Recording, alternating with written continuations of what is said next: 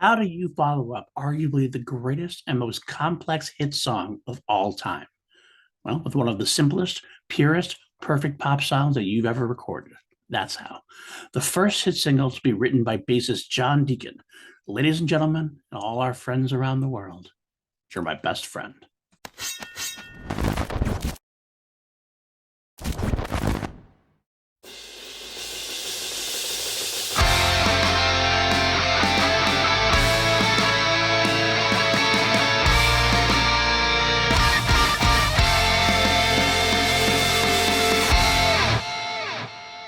Welcome back, everybody, to PLD Project's Crown Jewels. I am your host, PLD, and this is the podcast where I take you through every single song in the Queen catalog as well as solo ventures. And this week is a landmark song for at least one member of the band, bassist John Deacon. This is the first song he released that became a hit single. This is You're My Best Friend. But before we get into it, if this is your first time here, please click that like, hit that subscribe. And if you like this content, feel free to follow me over on PLD Project's main YouTube channel where I talk more movies and television. If you're listening on the audio feed, well, it's all on the same feed. So you're in the right place already. Trying to get the word out there. On YouTube, we're heading toward 500 subscribers. We're almost at 400. So anything you can do to help us would be greatly, greatly appreciated. All right. Now, here on this podcast, what we do when I go through these songs one by one, I give you a little history. I also listen to each and every version that's officially released and some live versions as well. And we try to determine which version released is the best version, the crown jewel, so to speak, so we can create the ultimate playlist. We're also going to rate the song. I'm also going to give you some notes and quotes and everything else. If you look at the description below, you will see YouTube links. Now, what those are, because I don't want to get taken down or anything like that, what we're going to do is we're going to listen to the podcast. At moments, I'll pause and I'll tell you to pause. And I will say, click on that link, listen to this song, and then come back and we'll talk about it some more. I have all the links down there below. We have a couple of versions to listen to this week. We have the official album version. We do have the 1991 remix from Hollywood Records. We have the 2011 backing track mix. We have the Live Killers mix.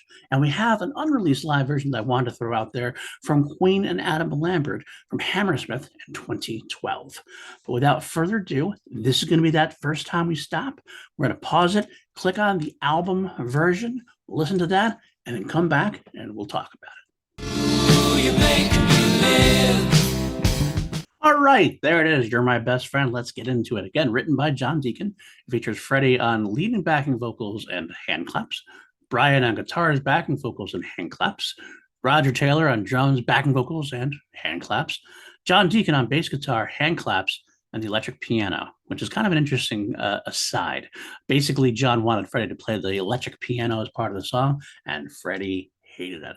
Freddie hated the electric piano to death. Just wouldn't see himself playing it. In fact, when they did do it live in concert, he just played it on his regular old piano. But what's interesting about that, it does actually give it kind of its uniqueness in the Queen catalog. It was released as a single, like I said, in the UK and the US on May 18th of 1976. It climbed to the number 7 spot in the UK charts, number 16 in the US. Some other numbers that I got number 35 in Australia, number 9 in the Netherlands, and number 90 in Japan. John wrote this as a tribute to his loving wife, Veronica Tetzlaff. And in a way of reinventing themselves again, Queen showed that they don't really need to rock, per se. It was kind of a little bit of they had to push him. John pushed him in that direction. Roger specifically didn't like the lyrics, thought the happy at home, like we're a rock club, we're not a knitting circle, is what he would say. But again, that's very John. John was very much a homebody at that point. He loved being with his wife. He didn't really love a whole lot of the rock and roll style. I mean, there's some stories out there. He had his definitely had his moments out there, but he was definitely not the prototypical rock star that showed in the lyrics. It was played live until about 1980, I believe it was. It was dropped never to be performed again until one random Queen and Adam Lambert gig. This is the beginning of the Queen and Adam Lambert tours, the beginning of their partnership. In 2012, after a few one-offs, they arranged a 6-date tour, like 3 dates in London and 3 dates in Europe. Just kind of like test the waters out, see what they would think of doing a full-on concert tour. And during that time, Brian did an acoustic set in the middle, and he would do "Love My Life," and he would do 39 maybe. He'd also throw in another song. Sometimes it was a song that Adam didn't sing that night. He did "The Show Must Go On" acoustically one night, which we'll listen to at some point. He did "Somebody to Love" one point. But one night, out of nowhere, never before, never again, he kind of just surprised everybody and did "You're My Best Friend," which we're going to listen to in a little bit. We'll get there. Some quotes from the song about the song. First from Freddie, speaking to Rock Australia, 1976. "I'm very pleased with that, actually. John has really come into his own. Brian and myself have mostly written all the songs before, and he's been in the background. He's worked very hard, and his songs are very good, isn't it? It's nice. It even adds to the versatility. You know what I mean? It's nice that 4 people can write and they're all strong. If John or anyone else wrote a song that we thought was weak, it would never be on the album. So he has had to work really hard on it to keep up the standard." John himself is quoted in a BBC radio interview in 1977. "Freddie didn't like the electric piano, so I took it home and I started to learn on the electric piano, and basically that's the song that came out of the thing when I was learning to play it. It was written on an instrument, and it sounds best on that." Well, they didn't bring it live on concert, but I guess that's an added expense. Brian also was quoted. I don't have where this quote came from, but I did find it somewhere. Said John just came out of nowhere with this song. It was only the second song he'd written for the group, and it was just perfect. This perfect pop song. I think the song was amazing. He went out completely on a limb to do that. It's not the kind of thing we'd done before, but he knew exactly what he wanted. So if you watch the YouTube video, you actually saw the official video, which shows John playing the piano. It shows John playing Freddie's grand piano, actually. But he's playing the grand piano, and he actually shows him singing. That didn't happen. He didn't sing. He never really sang. He never sang in the studio. I will say there are times when you can see him singing live in concert. There are rumors that they basically turned his mic off and because he's not very happy with his voice. That's one of the reasons he said he never had a solo career, because he couldn't sing. Every once in a while, though, there are some clips where you can find him you kind of hear him in the background a little bit, or he sings with Freddie's mic, and obviously Freddie's mic is on, and he sounded fine. I don't think he had a particularly strong voice, especially compared to Freddie, Brian, or Roger. So he wasn't necessary. He didn't have to do it. Now, this was, though, if you think about it, this was a perfectly crafted pop song. And this is what John really excels at. Different than the rest of the band. It's not very rock and roll. He tends to lend towards the more poppy songs, sometimes a little more Motown, a little more R&B, a little more funkier stuff. He never really went too hard rocking. There's a few tracks that get out there, but I kind of feel like they were helped along by Brian along the way. The guitar solo, particularly in this tune, is one of the few times it actually sounds like a true Queen piece. I mean, it is a Queen piece. I don't want to say that John's songs aren't Queen songs, because he's a part of Queen. He's a very important part of Queen, but it doesn't sound like the typical Queen song. Brian putting that extra oomphy guitar solo, it's a heavy tone for the song, but it definitely pushes it more into that more typical Queen pomp and circumstance. But it's really cool. Another thing that really works to the Queen sound and Queen favor are the backing vocals. The backing vocals soar and go all over the place, and they're kind of complex at some points. It's not just simple ahs. They actually go from especially the point where Freddie goes, "You stood by me, girl." You hear in the background, you hear these ooh, ooh, ooh, and it moves all over the place. It's kind of like a cool up and down moment, with obviously Roger taking the high note, Freddie taking the middle, and Brian taking the bottom. It's kind of cool. Again, it's a cool pop song throughout. The lyrics are definitely a little maudlin, a little cheesy, but that's okay. It's not that big. It's not that bad of a thing when you have songs like the Prophet songs we're going to get to and Bohemian Rhapsody later on. Sometimes it's nice to have a more simpler song, just a simple love song to your wife. The one last thing I will mention, if you listen to the end, it kind of feels a little like Killer Queen. It has that kind of repetitive chord thing, da da da da, like kind of Killer Queen in it, the similar chord structure. I like it overall.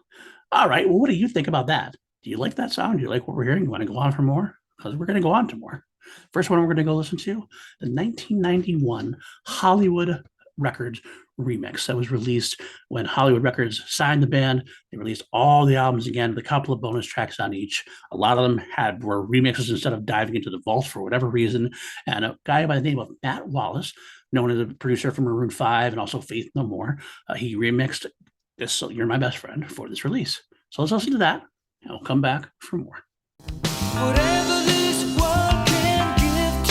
Okay, not much different, really. This was not sometimes Hollywood did some drastic remixes for their tracks, or Hollywood Records hired people, I should say, to do drastic remixes, or maybe in recorrection again, they hired people who ended up doing drastic remixes for the song, but not Matt Wallace. This is very much a very true to the song.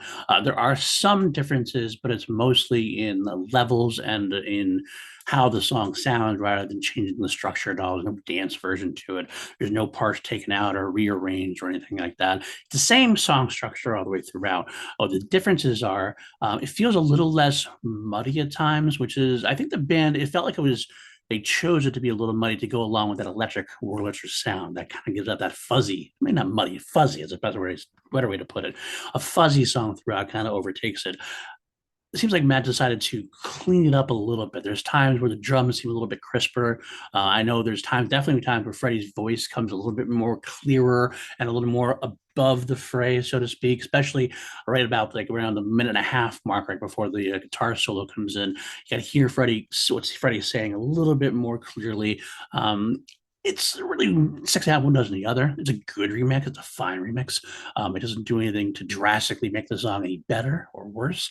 But it's for a remix. It's a solid job. I'd rather have that than some of the other ones we're going to get to eventually. I'll say that. All right, let's move on to the next one. Then this is from 2011 when Island Records got Queen's mainland deal in the UK and the rest of the country except for North America. They re-released during their 40th anniversary the entire catalog of the band. It included a bonus EP for a little while, and some of the things they did. Again, they didn't really go into the vaults too much. I kind of feel like they were saving some vault stuff so they'd have stuff in the future. They have some vault stuff, but sometimes they would kind of make these weird track mixes where in this case it's basically just the backing track of the song. There's no lead vocals. There's some interesting, like, you're going to hear it hit pause now, go down there, listen to the 2011 backing track mix, and we'll come back and we'll talk about it. Do tape. And there you go with the backing track mix from 2011. Like, interesting enough, it starts off with some studio chatter. Freddie saying either new take or do a take. I think it might be do a take. I'm not entirely sure though. You get some cymbals to count on the track, and you get to hear the backing track. Without Freddie, I wanted to actually note this last time. I forgot to mention it during the 1991 Hollywood remix. One thing I heard more in the Hollywood remix that I hear better now is John's exquisite bass work. I really should say that right. It's his song. I should really be shouting this out from the rooftops. His bass work does get a little buried in the fuzz in the album version, I think.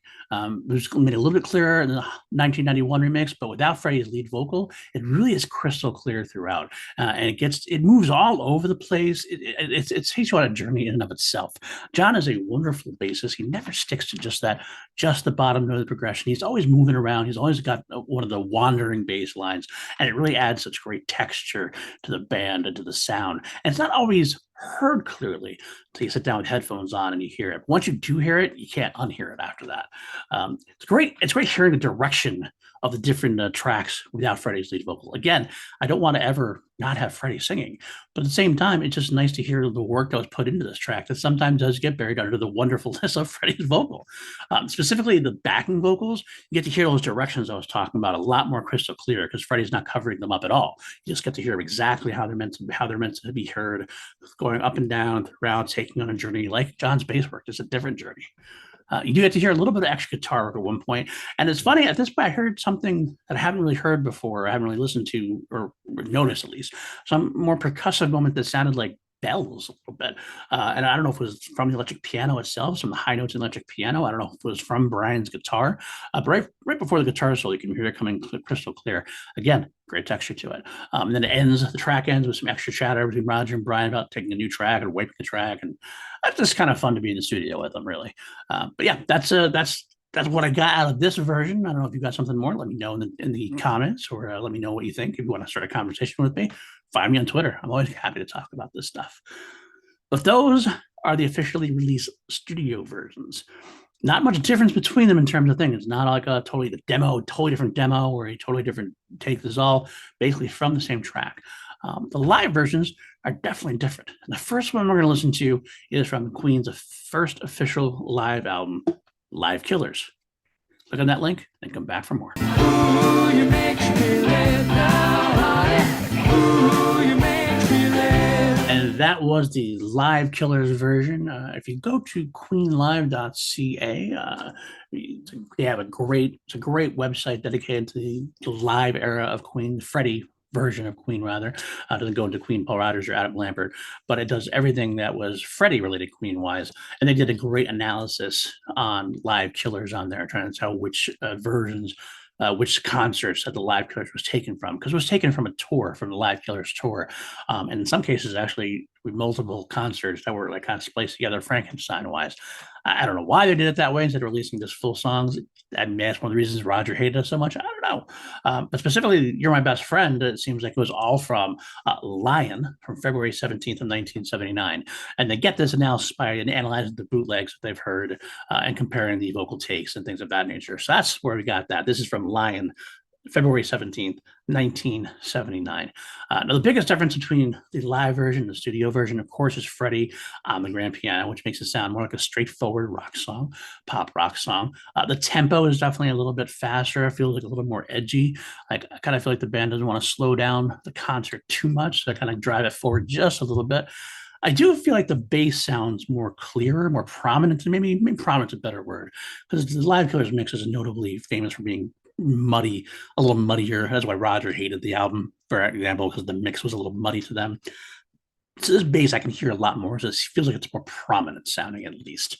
One of the big drawbacks from this version, if you're talking about Crown Jewel and what's the best version, this does take out a couple of stanzas in the middle of the song. That's why it's about a minute shorter than the full version.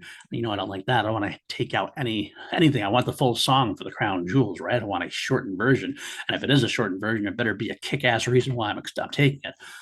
So there is that.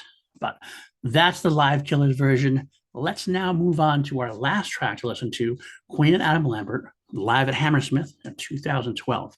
Now, it's a little spoiler. This is not Adam singing it. This is Brian.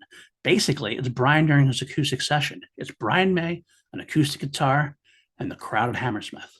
So click on that link below, and then come back and we'll talk about it.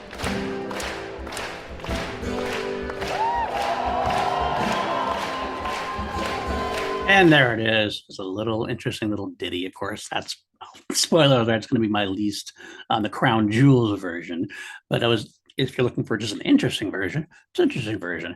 I mean, Brian obviously did it kind of an improv style. I don't know if he was meaning, or he had a couple in his head and he decided to go with it at that point. It was the last night of the tour. He decided to give a little tribute to John. Kind of in my own head, I almost think maybe hoping that John maybe was in the audience that night, maybe, or his son was in the audience perhaps, because John has famously kind of shied away from public life, hasn't really talked to the band in a long time. The band have always left the door open for him to come back. He retired after No One But You, not long after No One But You came out. He did the live concert, or live appearance with Elton John at the Béjar Ballet for Life, where Queen and Elton John did The Show Must Go On. He kind of retired at that point, never really wanted to do more with the music industry. And that's his right. That's absolutely his right. The band does always run things by him, so he's still technically part of the Queen production, so to speak. He is basically, if they run it by him, if he doesn't write anything back, they go, okay, I guess that means it's okay. So I kind of was hoping maybe his son, or maybe even he was just somewhere in the back, and then they do that, so they played that for him, which would have been nice. But it really is just the first verse and first chorus part, and that's it. It's just him, and then it's more the crowd singing than anything else. He just starts the refrain, he sings a couple of lines, and it's just a nice sing along. I do like it. That's why I wanted to bring it out and then highlight it. I kind of hope he does that more. Queen's going on tour this year. I got tickets to see Queen and Adam Lambert in Boston in October, and I kind of hope that this happens. I kind of hope that Brian does a little more acoustic stuff where he just kind of throws it out there to the fans, some random tracks that he hasn't played in a long time. It's a lot of fun that way. So that is the Queen and Adam Lambert version. Alrighty, and we're going now into the Crown Jewel. Which version of the Crown Jewel? Let's rank them from the least Crown Jewel. I don't know what you would call the least Crown Jewel. I should come up with a name for that, huh? Anyway, from the least to the greatest. For me, I'm going to start off at the bottom, live at the Hammersmith 2012. Again, I did that more as a curiosity than anything else. It's a nice, interesting, fun bit for a concert. But looking for the best version of a song, I'm not going to put on the 1 minute improv version. From there, up from that 2011 backing track mix, again, that's more good for curiosity, very interesting to listen to. I think you'll agree that when you listen to the album version, then getting to hear it with the backing track by itself, it's a very interesting listen. But again, I'm looking for the best version of the song. And I got to have a lead vocal on it for the best version of the song. Next up, the Live Killers version. Getting better than the 2011 backing track mix, but it's not a full version of the song.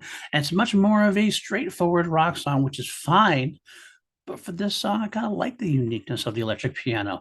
I'm going to say, sorry, Freddie, you might have been wrong. It's nice to have some differences sometimes. And I'm going to go with John's opinion on this one. Give me that electric piano for this song. It actually becomes like the heart of the song for me, really. So that means it's down to the album version versus the 1991 Hollywood remix. And if you listened to me before, there's not that much difference. I mean, you could put either one on as the crown jewel. And honestly speaking, if you played this for me and you played the 1991 Hollywood remix, if I wasn't listening very carefully, I might not even notice. That's how close it is. So with that in mind, I'm going to go with the album version.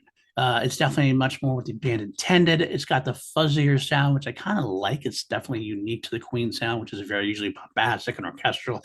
Having a little more of a, I don't know, dirty sound, if that's the right word. It's kind of cool. It's kind of unique. So the album version is my crown jewel. And what do I rate it? On a scale of 1 to 11, because we always turned up to 11 here on PLD Projects. Well, I'm going to rate this bad boy. I'll give it a 7. I might give it I almost wanted to give it a 6 because it's not really my type of song. That definitely, I agree with Roger. It's definitely a little maudlin, a little cheesy for me. My wife loves it. I have friends who absolutely love it and stand by it. I do enjoy it, and I've grown. It's definitely grown on me the older I get. I got to be honest with you. So I'll give it a solid 7 out of 11. That's still pretty solid, right? Pretty solid. I probably listened to some other songs before I listened to this one. When this comes on, I'm not skipping it. I'm singing along. I'm playing my air electric piano. So there we go. All righty there. And that's it for this week, folks. Thanks for sticking around and thanks for supporting the channel. I hope you enjoyed yourself. If you did, leave a good comment. If you didn't, if you think I could do something better, leave me a comment. I'm open for conversation. I'm always opening to bettering the product, so to speak.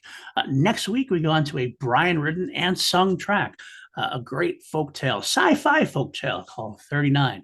That's next week. Again, if when you're here, click that like, click that subscribe. It really helps me out. I really do appreciate that. If you want to help out the channel even more, patreon.com/PLD projects.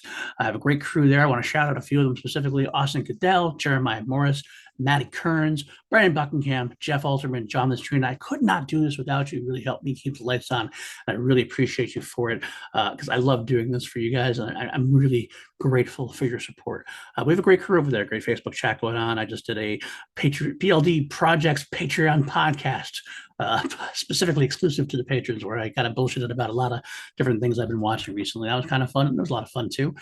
Did a hangout recently. That was fun. So come join us. But if not, you can't support that way. Absolutely get it. Totally understand.